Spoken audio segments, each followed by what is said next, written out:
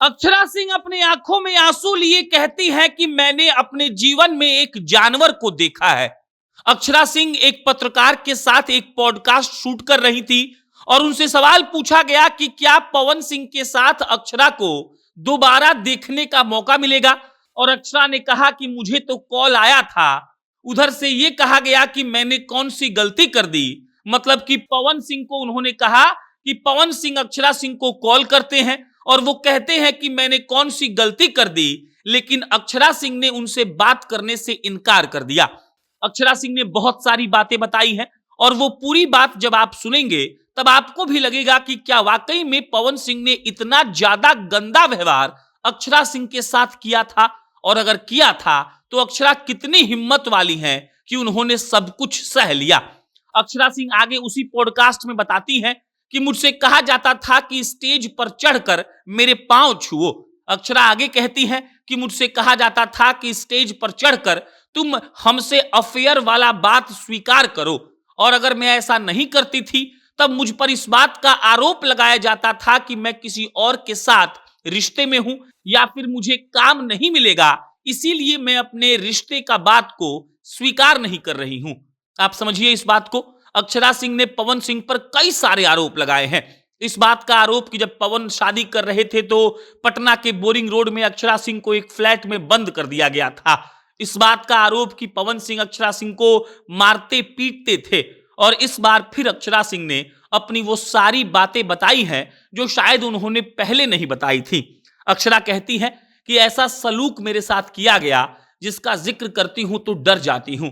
वो कहती है लेकिन मैं इन बातों को इसलिए बता रही हूं ताकि आज के जमाने में अगर किसी लड़की के साथ ऐसा हो रहा हो तो वो इस बात को सहे नहीं बल्कि प्रतिशोध करे और वो ऐसे रिश्ते में ना रहे। अक्षरा सिंह कहती है कि मुझे बहुत तड़पाया गया, मुझ पर झूठा ब्लेम लगाया गया कि मैं किसी और के साथ रिश्ते में हूं और मुझ पर टीवी फेंक दिया गया, टीवी फोड़ दिया गया। अक्षरा पवन सिंह के बारे में ये सब कुछ बोल रही थी। वो कह रही थी कि मुझे जानबूझकर सताया जा रहा था। वो आगे कहती हैं कि जब पवन सिंह को लगा कि मैं क्लच में आ गई हूं तब वो मुझे और परेशान करने लगे। मैं डरती थी सार्वजनिक मंचों से अपने रिश्तों के बारे में बताने से, क्योंकि मुझे डर था कि मेरे माता पिता को ये सब बातें मालूम चल जाएंगी, लेकिन पवन मानते नहीं थे और पवन जानबूझकर मुझको कहते थे कि तुम ये सब बोलो। अक्षरा ये बताते बताते रोने लगती हैं, उनकी आंखें लाल हो जाती है, आंखों में आंसू भर जाते हैं और अक्षरा ये सब कुछ बता रही थी और बार बार ये कह रही थी कि मैं ये सब कुछ बताऊंगी और इसलिए बताऊंगी ताकि लोगों को मालूम चले कि मैं किस चीज से गुजर कर आ रही हूं। आगे अक्षरा कहती हैं कि देखिए हम लोग कभी साथ में दिखेंगे नहीं। और उसके बाद जो पत्रकार उनका पॉडकास्ट कर रहे थे उन्होंने कहा कि जैसे ऐश्वर्या और सलमान नहीं दिखे क्या वैसे ही तपाक से अक्षरा जवाब देती हैं जैसे सलमान और ऐश्वर्या नहीं दिखे वैसे ये भी नहीं दिखेगा।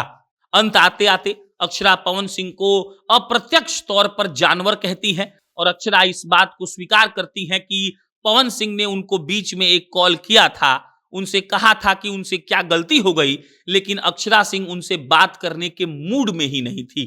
मिला जुलाकर अक्षरा जो जितना आरोप लगाती रहती हैं इस बार थोड़ा बढ़कर उन्होंने बताया है और उन्होंने ये साबित फिर से किया है कि वो जिस परिस्थिति से निकलकर सामने आई है वहां से कोई लड़की नहीं निकल सकती थी।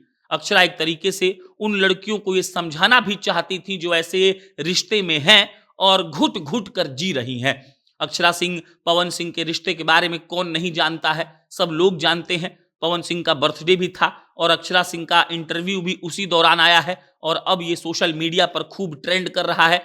पवन सिंह ने जैसा व्यवहार अक्षरा के साथ किया था वैसा व्यवहार शायद ही किसी लड़की के साथ होना चाहिए। सच क्या है झूठ क्या है ये तो कोई जानता नहीं है, लेकिन जिस तरीके से अक्षरा अपनी आप बीती सुना रही थी वो ये बताने के लिए काफी था कि उनको बहुत कष्ट का सामना करना पड़ा है और पवन सिंह ने ये कष्ट उनको दिया है। बाकी इस पर कोई अपडेट आएगा हम आपको इत्तला करेंगे। मेरा नाम प्रशांत है। बहुत बहुत धन्यवाद।